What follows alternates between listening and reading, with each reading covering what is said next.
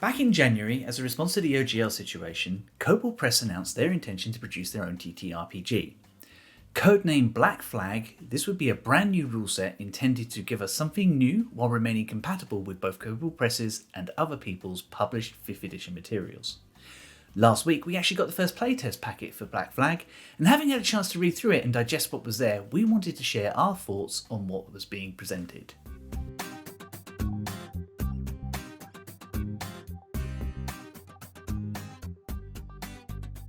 Hi, and welcome to what is a new format for Space at the Table and for some other heroes.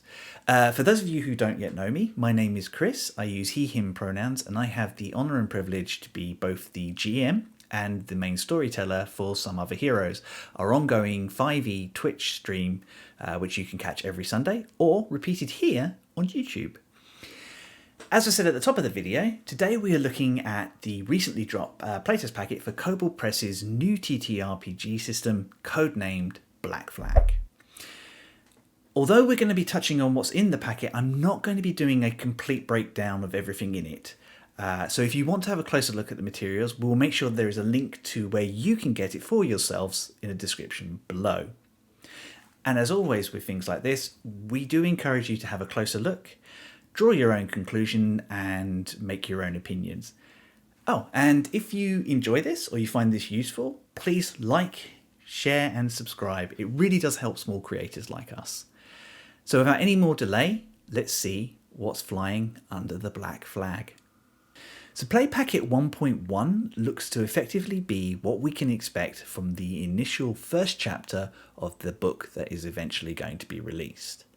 Although I expect that there are going to be many edits and changes to what is here, as well as additional materials and options that are added later, this will feel very familiar to anyone who has picked up a player's handbook for either Dungeons & Dragons or Pathfinder or many other roleplay systems.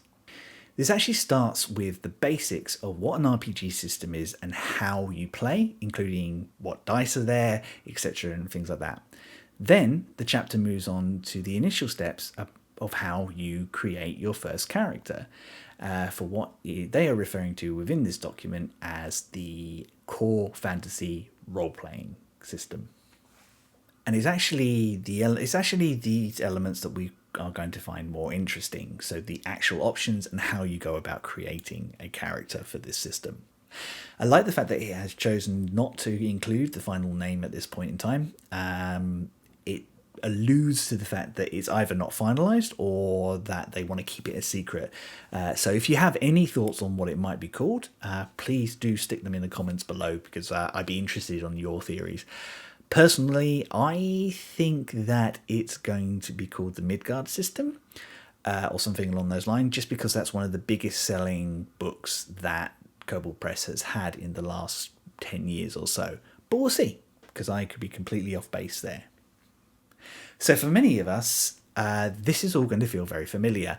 There's nothing new here, but the way it's structured is actually really thought out very well.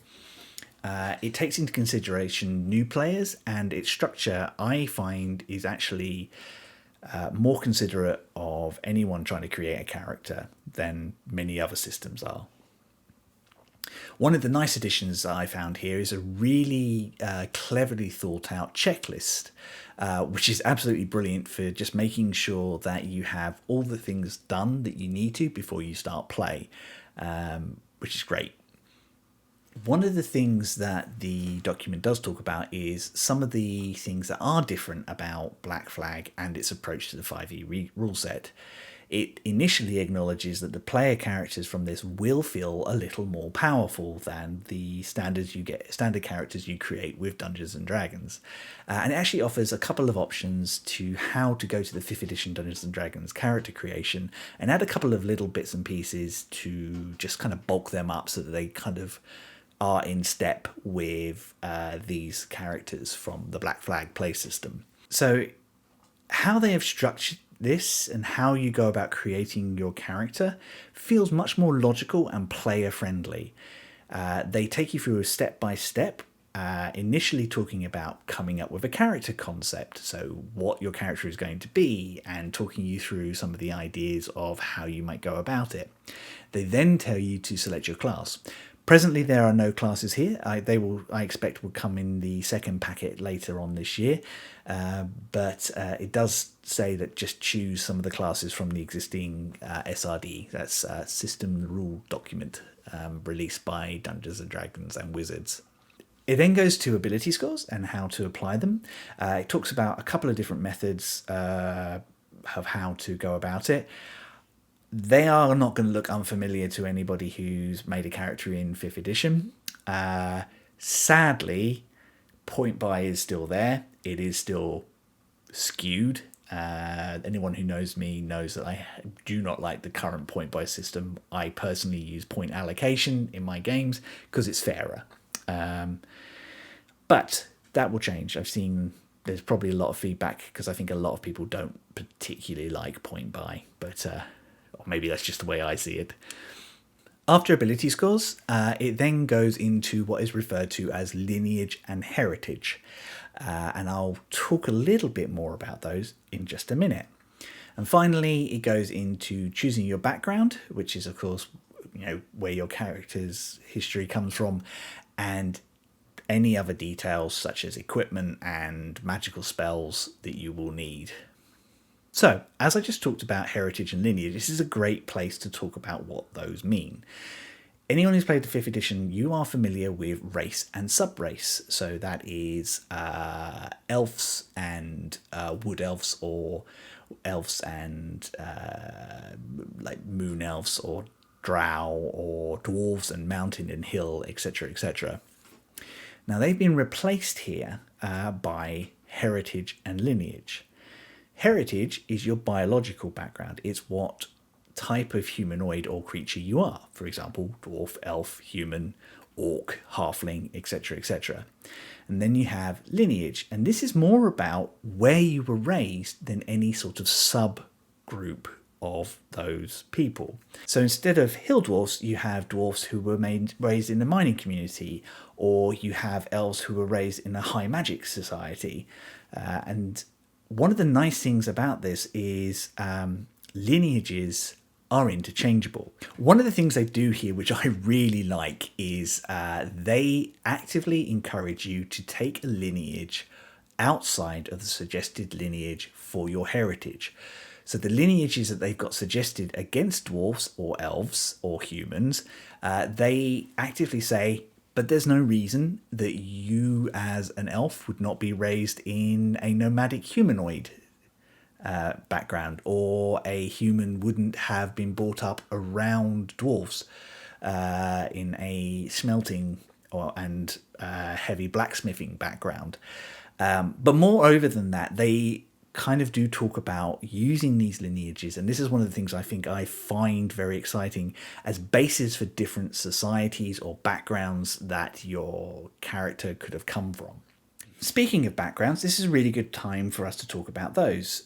Backgrounds here are your life up to and including why you adventure. These might be career options or ways of living that you've had up to the point you went and became an adventurer. One of the things that's key and different here is that all the backgrounds have what's called a talent. Now, talents to existing players will seem very familiar. They are basically replacements for feats. Or they're interchangeable with feats, actually, it's probably fair to say.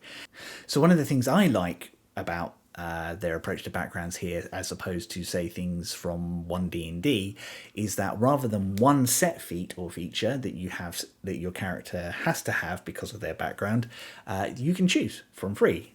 More option is good. It creates a broader variety, makes characters feel a little bit more unique when you're creating them. Also, one of the things I really like about this, each of the background gives you a story prompt as to why you gave up your career doing whatever you are doing, gave up your life and went on an adventure. Now, you don't have to stick to these any more than you have to the personality types in Dungeons & Dragons, but for newer players particularly, this feels like a really great way to kind of talk about why your blacksmith took up his hammer and swore an oath to a god and became a paladin, or why your noble gave up a life of luxury and decided to strike out as a ranger.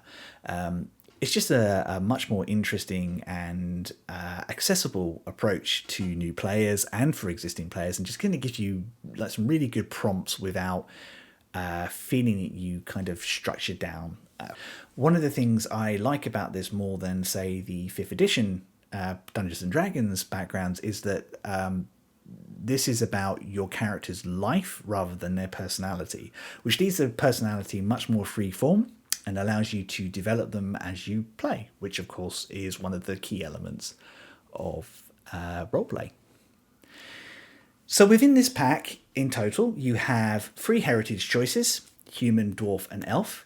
Each of those, including human, has 2 suggested lineages for them, totaling 6, but as we said, you can swap those about as you need to, depending on what sort of story you're trying to tell for your character.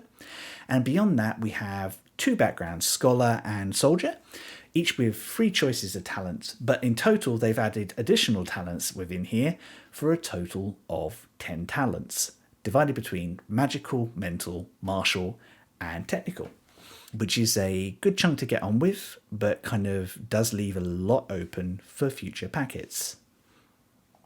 So, what do I think about all this? Well, there's some pros and there's some cons, as there are with often these sorts of things, and some things that I am definitely going to be feeding back to Kobold Press as soon as they let us do so. Let's start with the pros, because positives are always a great place to go from. The first off, this is very familiar. It's really easy to pick up what is here, understand what they're trying to do, and apply it to any existing game or any existing setting that you're trying to build within 5e. That makes it really user-friendly. It makes it completely usable with any of your existing books or anything that you've already purchased that you don't want to stop using just because you might want to move to a new system. Which is a great thing, and it just means that it's a very flexible system as well. The way that the system is structured here and the descriptions is incredibly well laid out, very well thought out, and very easy to follow. It is an incredibly well structured character creation system that will be really user friendly for most people picking up this document and creating a character for the first time, and for experienced players who would like to see and get through this quickly. Lineages are amazing. I love the idea of taking out sub-races and replacing them with regional ideas, where you grew up, what your life was like as a young adult. I think it's more flexible, and it's going to create for a broader variety of different characters, even starting out.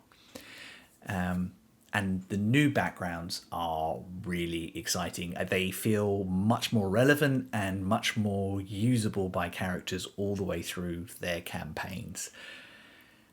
There are also always cons. And to be honest, one of the things I'm feeling about this is it feels very safe.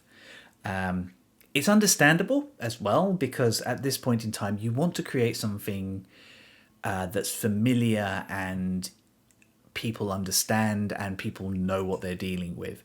But this is so close to the existing SRD that it doesn't really feel very distinct, and that is a little bit of a disappointment. That said, it's early days and we haven't seen what they have planned, and these things may all change as they go on. My second con is, please, Kobold Press, dump Point Buy. It's an awful system. You don't need it, we don't need it, and it's better off left to the history with alignments. Third thing I'd like to say, that, and this is more along the lines of just the way that they have chosen to release this document, because we don't have classes or other heritages outside of elf, human and dwarf to kind of look at this point in time, we don't really get a full feel of where they're going with this and what this is going to look like.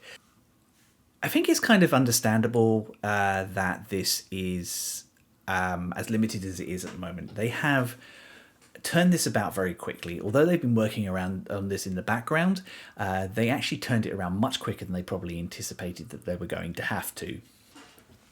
So I'm willing to give them more than the benefit of the doubt. And this is still very exciting. It's very new, it's very fresh, even though it's very familiar, and I feel like it could have done more. I'm still excited about this. I think this is going to be a really good alternative to 1D&D. In many ways, and I think I said this to my partner when we were talking about this earlier, this is doing for the SRD that has just been released into the public domain what Wizards are doing with 1D&D to their 5th edition rule set. And that's not a bad thing, because 2 options is greater variety. And if that familiarity stays there in a way that there's a few tweaks and interesting things to learn, but overall it's very easy to play, well, that's just going to give lots of options for our players and our dungeon masters. And that can only be a good thing. And there you have it. That is my overview and a couple of opinions about what I feel is coming out of Kobold Press with their Black Flag Playtest Packet 1.1. If you yourself would like to have a look at it, please check out the description below. You can download it from their site directly at the moment. It's really worth doing so. Let us know what you think as well. We'd love to hear from you. If there's anything you particularly want us to dive into in relation to it, if you'd like us to have a closer look at the heritages, lineages, anything like that, also let us know in there. We hope to be doing more of these videos in wake of what's happened this year in the TTRPG space. We think that there's a lot of wonderful creativity coming out, and we are very excited to see where that goes. So we'll be covering other games like this system where we can. But yes, we will be back very likely with something like this when the second playtest packet comes out. In the meantime, please like, subscribe, and share with anybody you think this is really interesting to. It really does help us out as small creators and just gets us more in front of a broader audience when you engage with us like that. I have been Chris. This has been Space at the Table. If you're joining us for our regular 5e game, we will be back most Sundays, so just drop in and have a look at what we're doing, or catch up with our previous episodes here on YouTube. In the meantime, have an amazing day, and we will see you soon.